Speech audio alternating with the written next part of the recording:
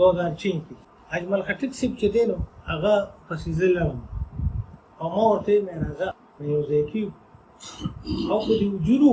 خو مې ته به نشنلي نه ته به د پښتنو او په هغې کې موږ څوک اغوستو یو پکې سلیم راز صاحب یو پکې سیف الرحمن سلیم صاحب یو پکې د تورو د میمرې شفق رو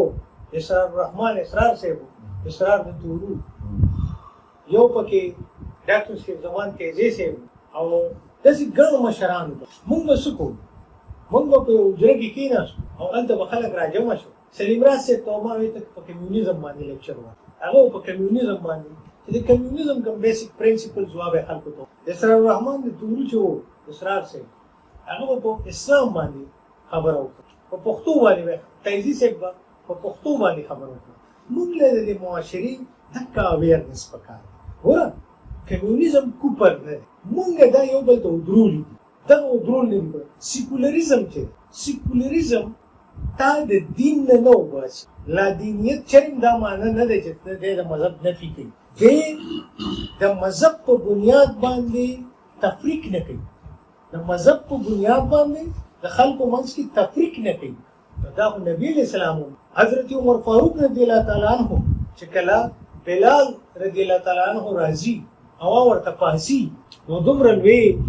سټیټسمن د کمیونیزم سیکولریزم سوشلیزم او اسلام زمونږ ډېرې خبرې مشترکې مونږ د متضادو په بنیاد باندې خبره کوو او د مشترکو په بنیاد باندې خبره نه پښتون ډیموکراسي چې چا ډیفاین کړې ده چې پښتون ډیموکراسي څه ده جمهوریت موږ ته یورپ نه راغلی او د هغې باره کې علامه صاحب وایي چې جمهوریت ایک طرز حکومت ہے کہ جس میں لوگ بندوں کو گنا کرتے تولا نہیں کرتے پښتون ډیموکراسي چې ده هغې کې وایي چې تول کر پیر ګنا کوي جرګه چې زموږ ده دا پښتون ډیموکراسي ده او چې تر کومې پورې د اکبر د جاګیردارۍ نظام په بر صغیر کې نه نو اجره د پښتون خان نه وه اجره د کامن مین وه او زموږ فیصلې ټولې په جمهوري طریقه شوي دي او موږ د ګجو خان په لښکرو کې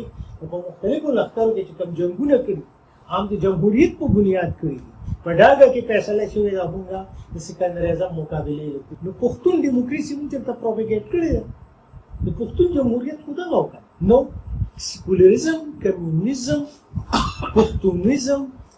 اسلام دا څیزونه د یو بل اپوزیټ نه دي موږ یو بل ته ودرو اسلام چې دی هغې کله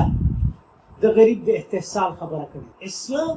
نبی علیه السلام په خپل صاحب زکات شوی دی دومره دولت سرمایهداري کیپیټالیزم هغه کې نه و ولې موږ یو بل سره مقابله کوو ودرو پکار دا ده چې موږ یو بل سره راجوخ شو او یو بل ته ووایو چې دا ته چې څه وایې دا زما په دې فلسفه کې هم شته دا زه چې څه وایم ستا په دې فلسفه کې هم شته